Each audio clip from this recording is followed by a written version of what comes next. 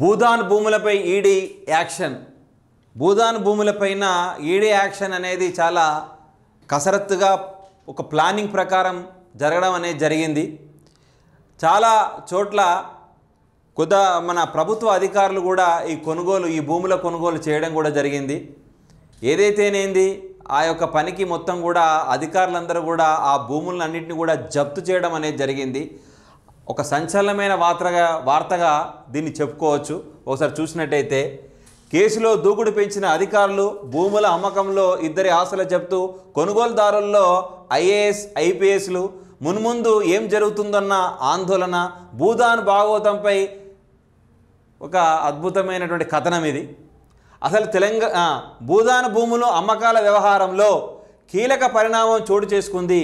Forgery పత్రాలతో బోర్డుకు చెందిన భూములను విక్రయించిన ఇద్దరి ఆస్తులను ఎన్ఫోర్స్మెంట్ డైరెక్టర్ అధికారులు సోమవారం జప్తు చేశారు.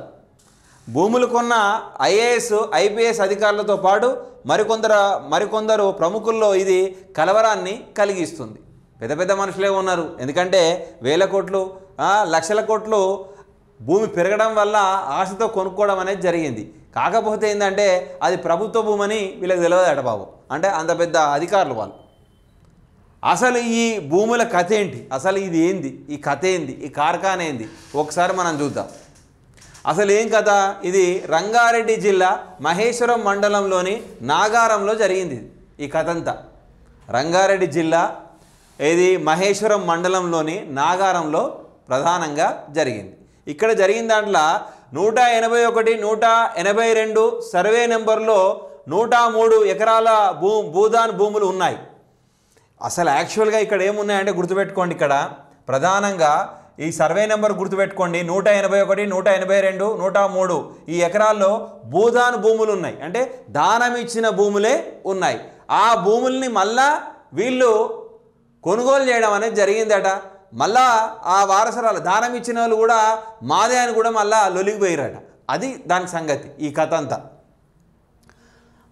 అయితే ఏందిగా ఎకరాల భూదానులు ఉన్నాయి. పాత బస్తీలో నివాసం ఉంటున్న ఖదీర్ ఉన్నీసా అనే మహిళ తండ్రి ఈ సర్వే నెంబర్లో ఉన్న 50 ఎకరాల భూమిని కొన్నాళ్ళ క్రితమే భూదాన్ బోర్డుకు దానంగా రాసిచ్చాడు. ఇక్కడ ఈ మహిళ ఉంది, ఖదీర్ ఉన్నీసా అనే వాళ్ళ తండ్రి అట. చాలా ఏళ్ళ క్రితం అంతా కూడా ఆ భూమిని దానం చేసిండట. అయితే ప్రస్తుతం ఈ ప్రాంతంలో భూముల రేట్లు ఊహించని విధంగా పెరిగిపోయాయి. ఎకరం భూమి ధర కోట్లలో పలుకుతుంది. ఇక ఆశ ఉంటుంది కదా, కోట్లలో పలుకుతుంది. దాంతో 2021లో ఖదీర్ ఉన్నీసా మళ్ళా ఆ భూమి పైన మళ్ళా ఆశ పుట్టింది. ఈ భూమిని తానే వారసురాలనని పేర్కొంటూ తన పేర బదలాయించాలంటూ దరఖాస్తు చేసుకున్నది. ఆ వెంటనే రెవెన్యూ అధికారులు కొందరు ఈ భూమిని ఖదీర్ ఉన్నీసా పేరు మీద రిజిస్టర్ చేశారు. బస్ ఆ వెంటనే మరికొందరు కలిసి ఏం చేశారు, ఫ్లాట్లు చేశారు. ఫ్లాట్లుగా మార్చి క్రయ విక్రయాలు జరిగాయి. వీటిని కొన్నవారిలో ఐఏఎస్ ఐపీఎస్ అధికారులతో పాటు కొందరు రాజకీయ నేతలు ప్రముఖులు కూడా ఉన్నారు. మామూలు లేరు, అంత పెద్ద పెద్ద కలెక్టర్లు ఐపీఎస్లు మళ్ళా పేరుగాంచిన రాజకీయ నాయకులు కూడా ఉన్నారట. ఇక వీళ్ళు ఎంట్రీ అయ్యారు, ఈడీ ఎంట్రీ అయ్యారు. భూదాన్ భూములను అక్రమంగా అమ్ముకున్నారంటూ ఒక వ్యక్తి ఫిర్యాదు చేయగా ముందుగా మహేశ్వరం పోలీసులు దీనిపై కేసు నమోదు చేశారు.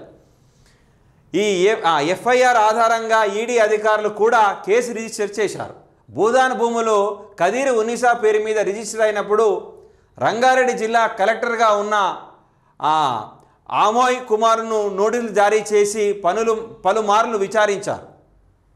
కొందరు రెవెన్యూ అధికారులు కూడా ప్రశ్నించారు. అప్పటికే ఎమ్మెల్యేలు సైతం నోటీసులు ఇచ్చిన వారి నుంచి కూడా వివరాలు సేకరించారు. ఈ క్రమంలో పాత బస్తీలోని ఖదీర్ ఉన్నీసా నివాసంతో పాటు మునావర్ ఖాన్, సర్ఫన్ తదితర నివాసాల్లో తనిఖీలు కూడా జరిపారు. ఏది ఏమైతేంది, జరిపిన తర్వాత అసలు విషయం అనేది బయటకు వచ్చింది. అది ఆల్రెడీ కూడా అవినీతి అక్రమాలతో జరిగిందని కూడా చెప్పడం కూడా జరిగింది. ఈడీ విచారణ భూదాన్ భూముల అమ్మకాల్లో అక్రమాలు జరిగినట్టు గుర్తించారు. ఈ క్రమంలో సోమవారం భూములు అమ్మకాల్లో కీలకంగా వ్యవహరించిన మునావర్ ఖాన్, అతని భార్య పైన అతని భార్య పైకా తహా ఖాన్కు చెందిన బంజారా హిల్స్, శంషాబాద్, టోలీ చౌకీ ప్రాంతాల్లో ఉన్న 4.80 కోట్ల రూపాయలు విలువ చేసే ఆస్తులను జప్తు చేయడం కూడా జరిగింది. అయితే ఈ భూదాన్ భూముల వ్యవహారంపై ఈ విధంగా మొత్తానికైతే ఈడీ వాళ్ళు కూడా ఈ విధమైనటువంటి కసరత్తు చేయడం కూడా జరిగింది. ఏదైనా సరే ఒక ఏరియాలో భూమి ధర ఆకాశాన్ని అంటుతుంది, ఇది చాలా భవిష్యత్తులో ఎంతో విలువైన భూమి, ఇక్కడ మనం పెట్టుబడి పెడితే మనకు భవిష్యత్తు అందంగా ఉంటుందని కూడా కొంతమంది అమాయకులు కూడా కొని ఈ విధంగా ఆగమయ్యే పరిస్థితి కూడా ఉంటుంది. ఎందుకంటే ఏదైనా సరే కొనుగోలు చేసేటప్పుడు సమగ్రంగా ఆలోచన చేసే అవకాశం మనం తీసుకోవాలి. ఏ వ్యక్తిని కూడా నమ్మే అంత పొజిషన్లో మనం ఉండకూడదు. ఎందుకంటే పెద్ద పెద్ద రాజకీయ కుటుంబాలే ప్రస్తుత పరిస్థితిలో ఆగమాగం అయిపోతున్నాయి. అంటే ఏదైనా సరే ఏదైనా భూమి కొనుగోలు కానీ క్రయ విక్రయాలు కూడా ప్రతిదీ కూడా ఆలోచన చేసినప్పుడే భవిష్యత్తులో ఏదైనా సరే సవ్యంగా పోయే అవకాశం ఉంటుంది. అపసవ్యంగా చేస్తే ఈ పరిస్థితే ఉంటుంది.